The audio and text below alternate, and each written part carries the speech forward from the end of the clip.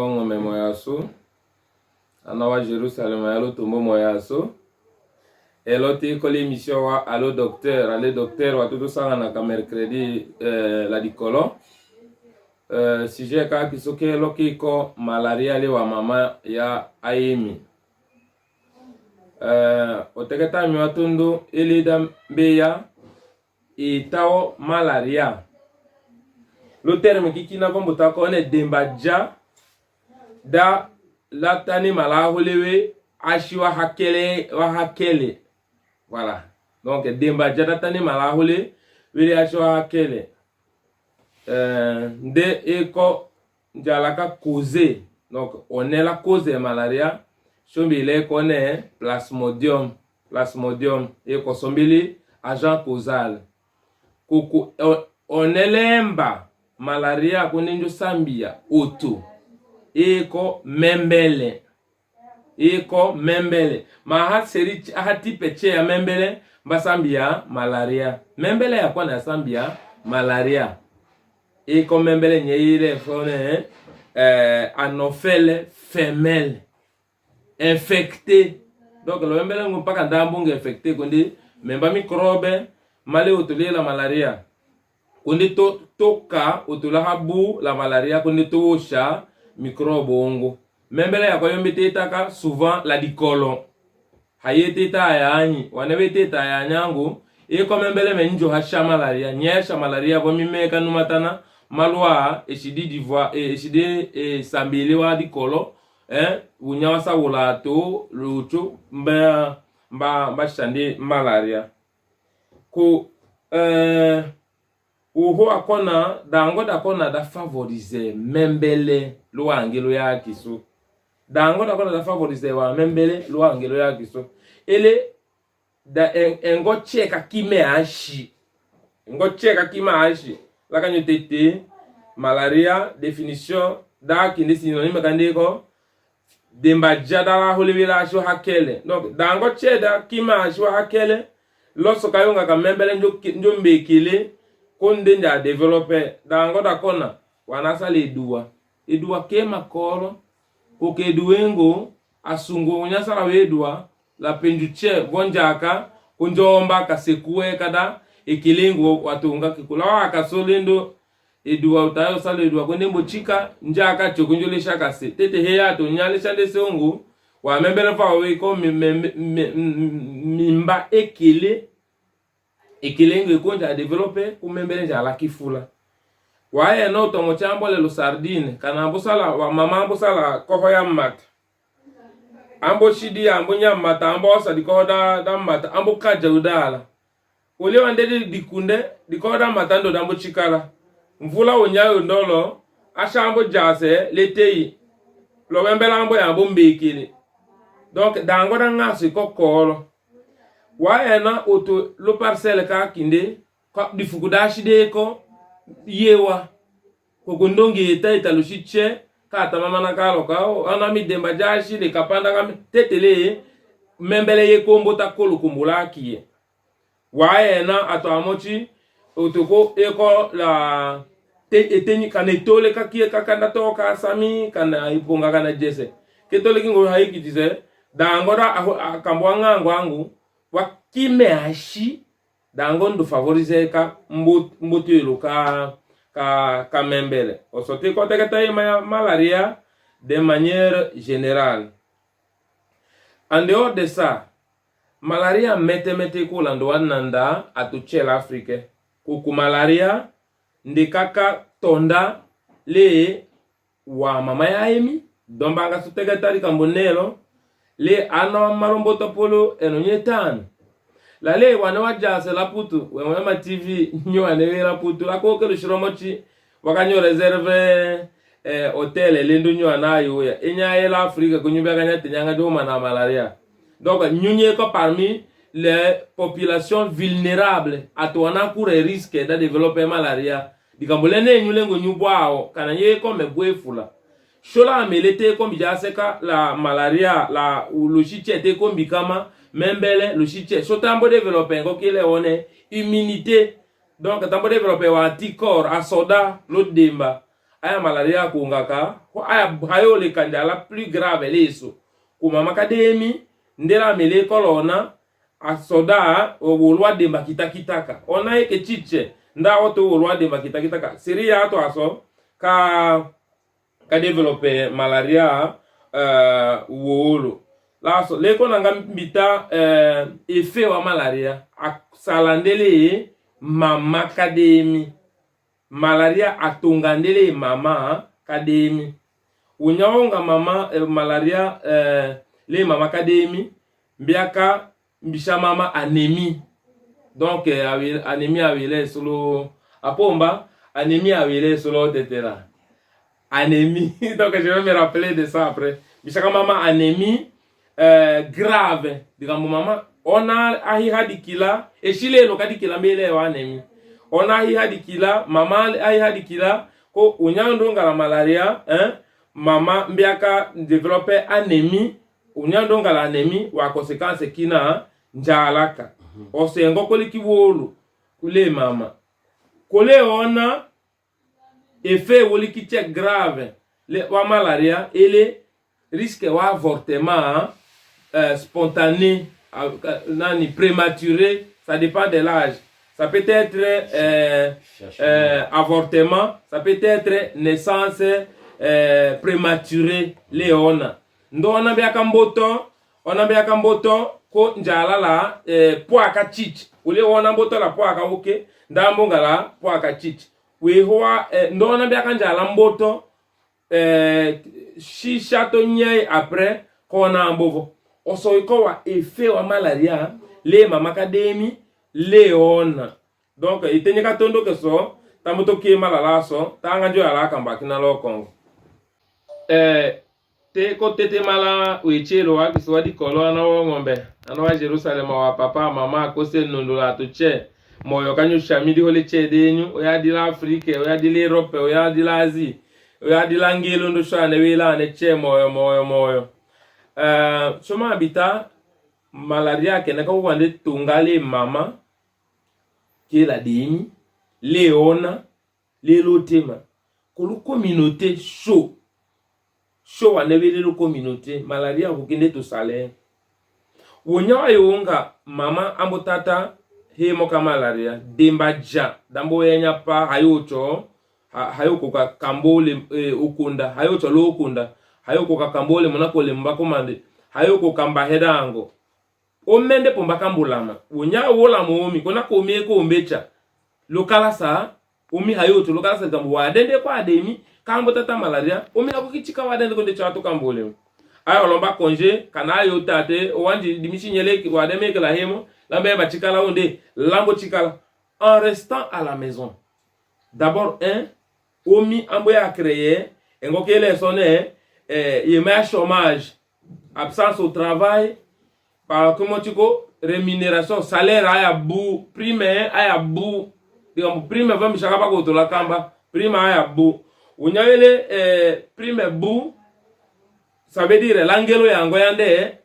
naka papa kato somba kalo shitche, ko papa ya bout la falanga, l'angelo njala kambot. On y a mboto njala l'angelo ato che difficulté. Ole wana mpoto kala sa dimena hawe oto kala sa dimena donc bega mena koto akotana kana cheo lotana hacho kala sa ndokoto la fute cause kakona jakero mama tata malaria loyi ona tata weda loyi onukina tata donc malaria unyach ndana ndwa papa ana hawutule kala sa ana hawutule lemu des choses comme ça c'est vraiment des conséquences terribles la société. L'économie malaria, c'est un problème de santé publique grave. L'Afrique noire. RDC qui sont le deuxième pays le plus contaminé, donc le plus atteint après Nigeria, l'Afrique noire. À nos statistiques, là on était là Massaso, à tout le détail, c'est un problème grave la santé publique. Ngande wa uteyone utone eko la malaria. Ndo utombea njala la wasinye. Utombea njala la dembaja. Utombea njala la chichi. Utombea mbita telekombo ka songa eko kokola. omochi beka njala la lukumba lo demba omochi ayo kokone la konga wo dilendo eko nongola eko chauffeur donc eko petalombe omochi ko tewa mamba paka mite ashi ukina konde tatenga yonga wasinye yeko to ya malaria beka nja manifester wasinye che wa himo che aranja utundu donc malaria bula signe spécifique kone kene mete unyamrunga la fièvre on est malaria kambo ahimo kina to yiko ya manifester la malaria donc wa signe yiko to ça dépend des types ka malaria ki la ko dashombe one malaria utoni kwa malaria paka signe ka dembaja utambo ya la dembaja embe dika thermomètre ko température kiko la dikoka 37,5 degrés Celsius kanotomba mbako telo l'hôpital de docteur allo docteur lambo ya langu uchowo tondo handadi la handadi jo la kala di la dembaja ko otonga amboko te dangoso dawe confirmone utoni ko la malaria asala so eko we hindi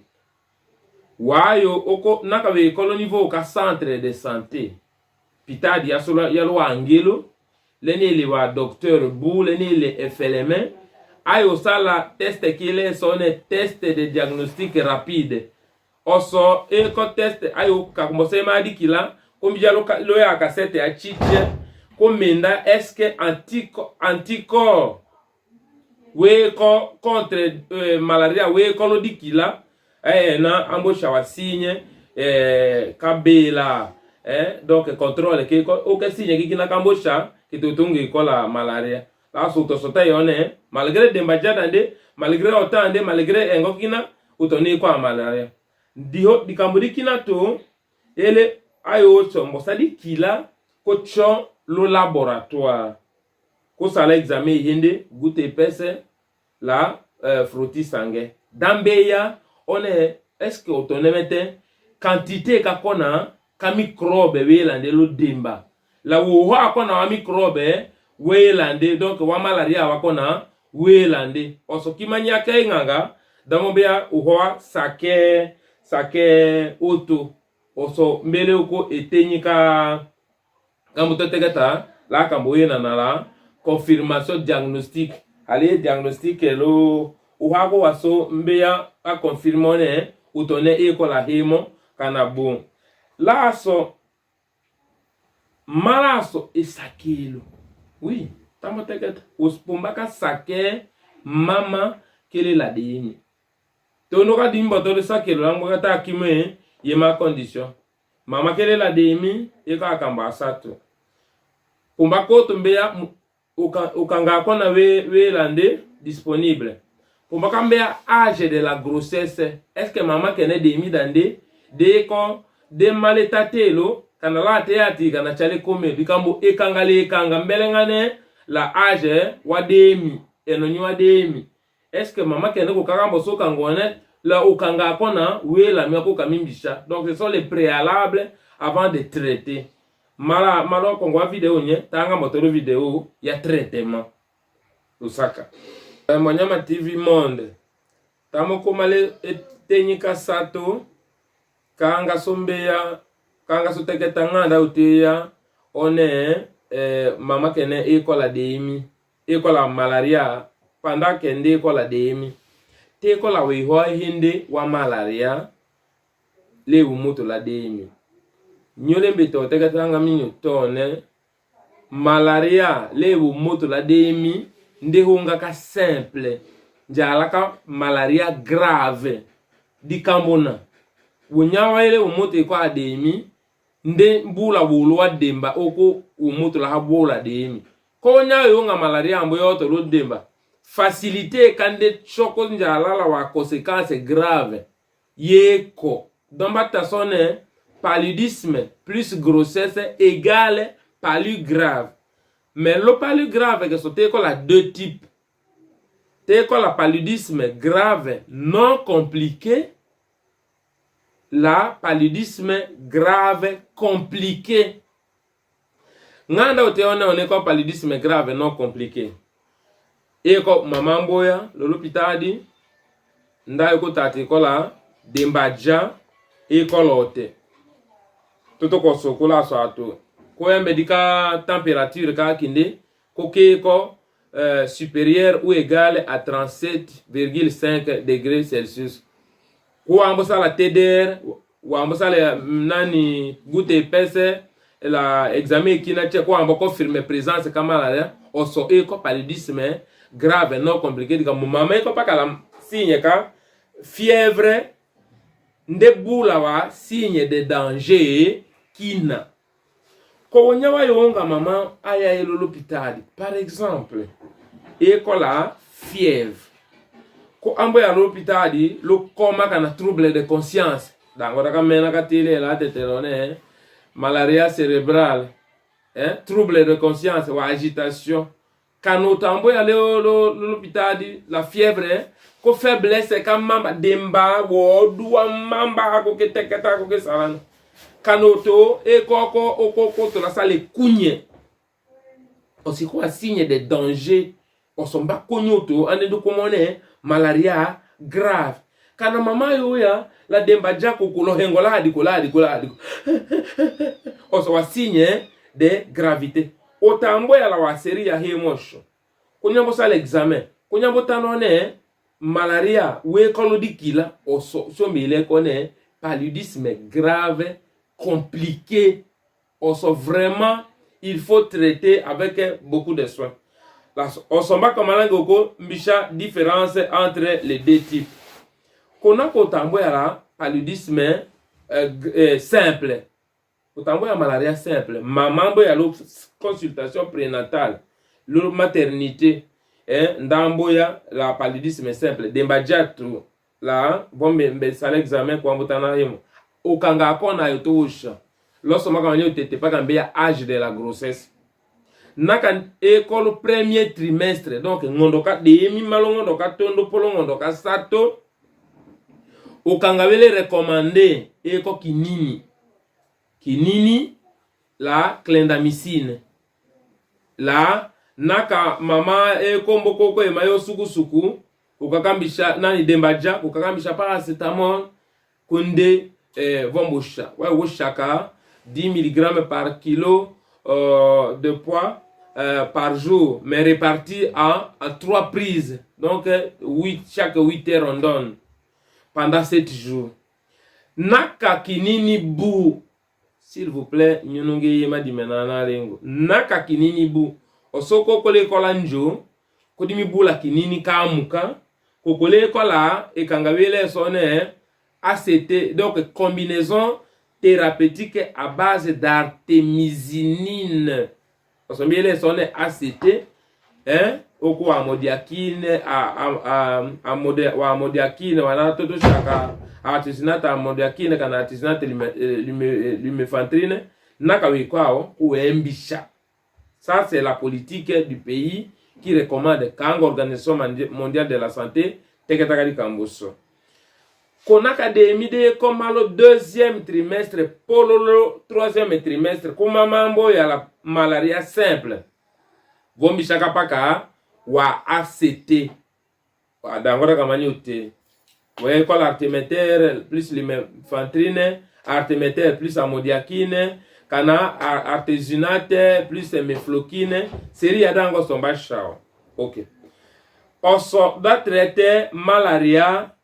simple koko vate unyawa shama washaye mama kademu ukanga paka wemela unyame nandi dikabwa mami fulaya nandi mboso ukanga kunde bika jago kokisa utakaila malaria simple shigende utayala wasinya complication docteur Ambembo onungu utambo ya la malaria grave au chasso les médicaments recommandés eko mbusha artisanate onwashana par voie injectable oso artisanate tous les trimestres autant la malaria grave hawe trimestre donc oya di malo trimestre ote pour le kasato autant la malaria grave recommandation wa organisation mondiale de la santé ndwa politique nationale ele mbisha artisanate par voie injectable en raison de 2 points 4 mg par kilo. Le bikakalo IM canalo intramusculaire canalo intraveineux. Donc, si l'artésunate n'est pas disponible là au centre de santé qui est, on peut donner l'artéméter par voie IM. Si l'artéméter n'est pas disponible, on peut donner des perfusions de quinine. Parce que le traitement paludisme grave. Mais n'oubliez pas, quand nakota kaye la coma, qu'on maîtrise coma. Nakota kaye la agitation, qu'on maîtrise agitation. Nakota e quoi la anémie, qu'on corrige anémie. Donc, mbisha signe de gravité tchè, kumbaka corriger d'abord signe de gravité tchè, kumbisha traitement ka malaria selon uhamonyote lusaka. Wembanyama TV Monde, tamboteke ta science fula. Tamboteke ta akambu fula. Visionnaire aga bitati docteur. Toteke wa terme spécifique fula. Mendo ko halewa moteke ta akambu wa médecine ko ba kadimola chelo tetela dimena mais je crois que wimbola wa yo ya ta wa kadimola. Leko nakakumia enseignement one l'habitat malaria eko problème qui la solution ndoko toti la sena l'Afrique où y a des docteurs, où y a des ingénieurs, où y a des pasteurs, où y a des professeurs, où y a des cultivateurs, où y a des enseignants, où y a des mamans maraîchères autotche eko sena malaria. Mais unione shote ko la wadeso atoche wa mama ya so yeko ya chwa yemi yeko la monyote mama yeko la demi nde pombaka cho lo consultation prénatale datenda demi te dika demi da kinde una nda dika demi ona ando komalo CPN consultation prénatale lo maternité wa wosala wa examen lokona kwa mbotano ne mama yeko la malaria wa usake wambotanane mame ko le soho wa wosake wambotanane mame ko la dikila boefula wa wosake donc pakande cho lo CPN unyando koma lo CPN wa wosha dango neda recommande o bishama makademi parmi dango da wosha wa wosha dango ko moustiquaire ushikitele undi ushikitele unya wosha mama yo wala lo tange ka kinde unyala lande la mira kanyotete lo wembele la malaria lo meteta kalucho unyawa ndo ala mustikera ande dimena lo meto ndambo la letei mama kingu ayo shimba me la mbikama nani la pikire ya mustikere oseko ngoka tondo ko kikimbo shimbe e makikina ko ngombo shalo lo CPN lo consult lo kipimo lo batata lo luba lo kilo, voilà le terme. Le kilo, ele wa washa fansidar. Fansidar eko ukanga wone wa shawo wa mama ya emi da ahavo developer malaria. Dombele